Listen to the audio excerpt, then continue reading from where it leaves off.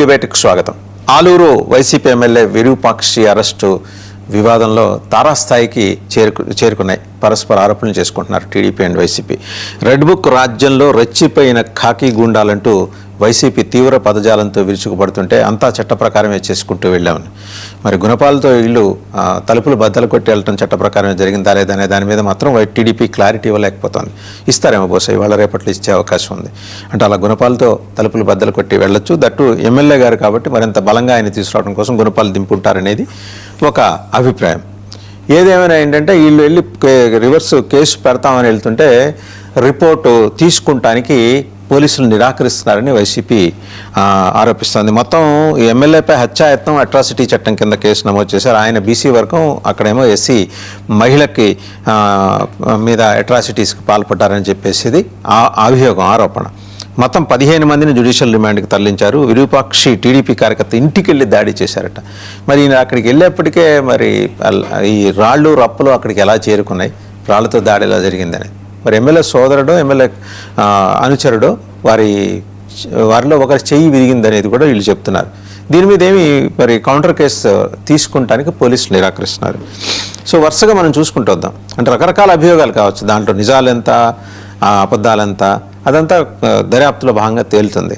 అటు సిదిరి అప్పలరాజు అరెస్టు, ఇటు తమ్మినేని సీతారాం వ్యవహారం అండ్ ఆలూరు. వైసీపీ ప్రతిష్ట మసకబారుతోందా, లేకపోతే రెడ్ బుక్ రాజ్యాంగంలో భాగంగా అమలు చేస్తున్న చట్టాలకి వాళ్ళు బలవుతున్నారా?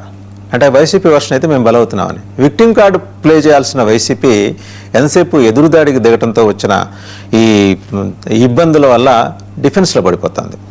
ఇది విక్టిమ్ కార్డ్ ఎలా ప్లే చేయాలో టీడీపీకి తెలిసినంతగా వైసీపీకి తెలియదు అనేది అందరికీ తెలిసిన విషయమే.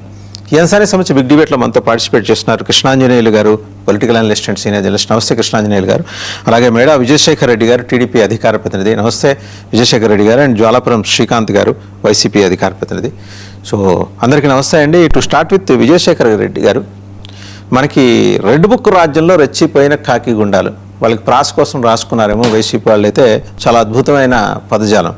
ఈ పదజాలం ఇలాంటివన్నీ వినియోగించడం అనేది వాళ్ళు వాళ్ళ ప్రభుత్వ కాలంలో దీని మీద ప్రజల మీద ఫోకస్ పెట్టుంటే ఆ పథకంకి కన్ఫైన్ అయి ఉండేవారు కాదేమో. యాజ్ ఇట్ ఈస్గా వాళ్ళు ఏం చేస్తున్నారు, దాన్ని మీరు రెప్లికేట్ చేస్తున్నారు కదా, కొంచెం ఇంటెన్సిఫై చేసి ఇంకా రిఫైన్ చేసి ఇలాగా ఈ కేసులు పెట్టడం ఇవన్నీ చేస్తున్నారనేది మీ మీద వాళ్ళ అభియోగం అండి. అంటే వాళ్ళు కొబ్బరికాయ కొడితే మీరు భవనం కట్టారట. సార్ మీకు తోటి ప్యానలిస్టులకు అట్లాగే 9 ప్రేక్షకులందరూ కూడా నమస్కారం. నిజంగా ఈ మధ్య కాలంలో డిబేట్స్లో ప్రతిరోజు ఒక్కొక్క వైసీపీ నాయకుడు చేసే దురాగతాల గురించి, వారి మీద కేసుల గురించి, ప్రజలను పెడుతున్న ఇబ్బందుల గురించి మాట్లాడి మాకే ఇబ్బందిగా ఉంది సార్. మళ్ళీ ఈరోజు మార్నింగ్ పొద్దున లేవంగానే ఇంకొక వ్యక్తి గురించి మాట్లాడారు సార్. ఒకళ్ళేమో పొగాకు వ్యాపారిని కిడ్నాప్ చేస్తారు, ఒకళ్ళేమో హిట్ అండ్ రన్ కేసులో అక్కడున్న ఎవిడెన్సెస్ ట్యాంపరింగ్ చేస్తారు, ఒకళ్ళేమో నడి రోడ్డు మీద పట్టపగలు వేల మంది సాక్షిగా మహిళా ఎస్ఐ మీద దాడి చేసి రకరకాలుగా ఇబ్బంది పెడతారు. ఇంకొకరేమో సార్ ఇంట్లో కన్న కూతురు లాంటి కోడల్ని ఆమె మంచి పచ్చని కాపురంలో నిప్పులు పోసి ఆమెను చంపాలని హత్యా ప్రయత్నం చేస్తారు. ఇంకొకరేమో సార్ బతుకున్న వ్యక్తిని చంపేసి అక్కడ అతన్ని పేరు మీద దొంగ డాక్యుమెంట్లు సృష్టించి ఆ రకంగా రిజిస్ట్రేషన్ చేస్తారు. ఇట్లా రకరకాలుగా సార్ ఎన్నని చెప్పమంటారు సార్. ఈ వైసీపీ నాయకుల దురాగతాలు, అరాచకాలు, దృష్టాంతాలు కొన్ని పదుల సంఖ్యలో ఉన్నాయి సార్. ఇవన్నీ బయటకు వచ్చినవి, బయటికి రానేవి ఎన్ని ఉన్నాయో వీళ్ళకి భయపడి సార్ ఈ రోజులు మాట్లాడతారు కదా, గంగమ్మ జాతరలో పొట్టేలు తరలు నరికినట్టు నరుకుతాం. అట్లాగే మీరన్నది నిజమేనండి విజయశేఖర్ రెడ్డి గారు.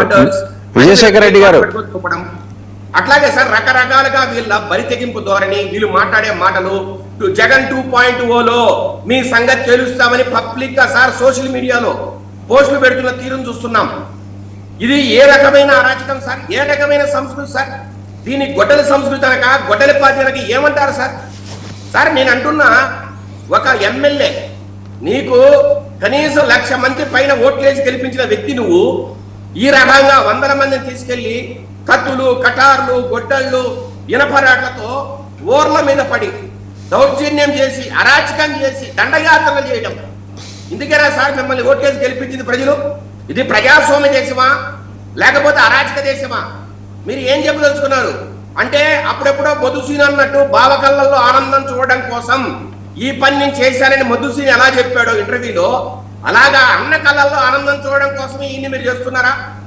అంటే ఇవన్నీ చేసి ఈ రాష్ట్రంలో శాంతి భద్రతల సమస్యలు సృష్టించి అరాచకాన్ని పెంపొందించి ఈ రాష్ట్రంలో ఒక అటవిక రాజ్యాన్ని తయారు చేసి ఆ రకంగా సార్ ఈ రాష్ట్ర ప్రభుత్వం మీద ఇది ఒక జంగిల్ రాజు, ఇది ఈ రకంగా అటవిక రాజ్యాన్ని నడుపుతోంది, ఇక్కడ శాంతి భద్రతకు తావులేదు, ఇక్కడ పెట్టుబడులు రానక్కర్లేదు, పెట్టుబడులు వస్తే దానివల్ల ప్రాబ్లం ఉంది, ఈ రకంగా మీరు దుమ్మెత్తిపోయడానికి ఈ రాష్ట్ర ప్రభుత్వం మీద రకరకాల అభూత కల్పనలు సృష్టించి ఈ రకంగా చంద్రబాబు నాయుడు గారి మీద కావచ్చు, లోకేష్ గారి మీద కావచ్చు, పవన్ కళ్యాణ్ గారి మీద కావచ్చు, రకరకాలుగా మీరు మాట్లాడుతున్న మాటలు ఇది ఏ రకమైన రాజకీయం సార్? ఏ రకమైన రాజనీతి సార్ ఇది? సార్ పచ్చని పల్లెల్లో మీరు ఈ మాదిరిగా వందల మందిని నెట్టేసుకెళ్ళడం సార్, దళితుల మీద మామూలుగా సార్ ఒకవేళ అగ్రవర్ణాలు కొట్టుకుంటే కూడా ఒక రకం, కనీసం ఇద్దరు అగ్రవర్ణాలు ఎవరున్నారండి? విజయశేఖర్ రెడ్డి గారు ఒక్క నిమిషం దయచేసి వినండి. అగ్రవర్ణం అనే పదం రాజ్యాంగంలో లేదండి. ఇతర కులాలు, ఇతర వర్ణాలు అంతే. ఎవరు చెప్పారండి అగ్రవర్ణం అని? మీకు మీరు బ్రాండ్ వేసుకుని వచ్చేస్తారా అగ్రవర్ణం అని? ఏమండి, అగ్రవర్ణం అనే మాట లేదు, అనవసరంగా దాన్ని ప్రాపగేట్ చేయొద్దు. ఇతర కులాలు అంతే, వెనుకబడిన దళితులు, ఇతర కులాలు అంతే, మూడే ఉంటాయి. అగ్రవర్ణం అండి ఎక్కడి నుంచి వచ్చేస్తాయండి ఇవన్నీ? మామూలుగా వాడుక భాష ఉండేటి తీసేయండి. ఎందుకు వాడుక భాష? ఎందుకు లేనివన్నీ ఎందుకు తీసుకొస్తారు? వాళ్ళకు మధ్యలో ఉన్న ఒకవేళ వాళ్ళకు మధ్యలో గలాటాలు కొట్టాడుకుంటే కూడా చూడడానికి మాట ఉండదు. కానీ దళిత వాళ్ళ మీద పడి ఒక దళిత మహిళ మీద సార్ ఆమె భర్త ఇంట్లో లేడని చెప్పిన దౌర్జన్యంగా ఇంట్లోకి వెళ్ళడం, ఒక ఎమ్మెల్యే పీసీఆర్ ఆ విజువల్ ఏదో ప్లే చేయండి, టీడీపీకి కొంత క్లారిటీ కావాలి. ఆ మహిళకి సంబంధించి బట్టలు లాగేశారంటే ఆ విజువల్ ప్లే చేయండి పీసీఆర్. ఇప్పుడు విజయశేఖర్ రెడ్డి గారికి మరింత క్లారిటీ వస్తుంది ఎవరు లాగారనే దాని మీద. చూస్తున్నారు కదా విజయశేఖర్ రెడ్డి గారు, ఒకసారి జాగ్రత్తగా చూడండి ఎవరు లాగారు అనేది. ఓకే, మీరు పెడితే కేసులు పెడితే పెట్టచ్చు, ఎందుకంటే మీరు పవర్లో ఉన్నారు కాబట్టి 10 కేసులు పెట్టండి. చూడండి విజయశేఖర్ రెడ్డి గారు శాంతం విజయశేఖర్ రెడ్డి గారు శాంతం. మీరు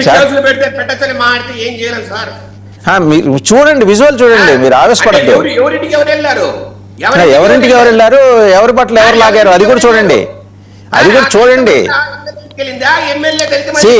దౌర్జన్యానికి దిగారు, కేసు పెట్టండి. ఓకే, మీరు గుణపాలు తీసుకెళ్తారా, గొడ్డలు తీసుకెళ్తారా, that is up to you. ఒక దళిత మహిళ ఇంటికి వెళ్ళి అక్కడ ఘోరాలు చేయించి ఆ రకంగా వందల మందిని తీసుకెళ్లి వాళ్ళ భర్త ఇంట్లో లేకపోయినా దౌర్జన్యం చేస్తే, ఒకవేళ సార్ ఎమ్మెల్యే దించాడా, ఎమ్మెల్యే మనుషులు దించాడా అది వేరే విషయం. కానీ ఒక దళిత మహిళ ఇంటికి భర్త లేనప్పుడు ఆ రాత్రి పూట వెళ్ళడం న్యాయమేనా? అది మాట్లాడరా మీరు? ఇది కరెక్టేనా? వాళ్ళ ప్రజాస్వామ్య దేశంలో ఇది జరగచ్చా సార్? నాగరికత తలదించుకునే పరిస్థితి సార్. ఒకవేళ ఎమ్మెల్యేనే స్వయంగా చించాడా ఆమె బట్టలు, లేదంటే ఇంకెవరైనా చించాడా పక్కన పెడతాం. దీనికి కారణం ఎవరు? ఎందుకు వెళ్ళారా ఇంటికి? ఆ టైంలో ఏం పని? మామూలుగా పగులు కూడా మాట్లాడలేదా? లేదంటే అంతమంది వేసుకెళ్ళాలా? నిజంగా ఆమెతో మాట్లాడాలంటే, వాళ్ళ భర్తతో మాట్లాడాలంటే అంతమందితో పోతారా? కత్తులు కడాలతో పోతారా? సరే, అంత దారుణంగా ప్రవర్తిస్తారా? శ్రీకాంత్ గారు, మీరు ఆవేశంగా అడిగిన అన్నిటికీ శ్రీకాంత్ గారు ఇప్పుడు సమాధానం చెప్పాలి. ఏమంటే మీకు అంత తెల్లారి గట్ల పోయి ఆ ఒక్కతే ఉంటే ఆ ఇంట్లోకి వెళ్ళి జ్వరం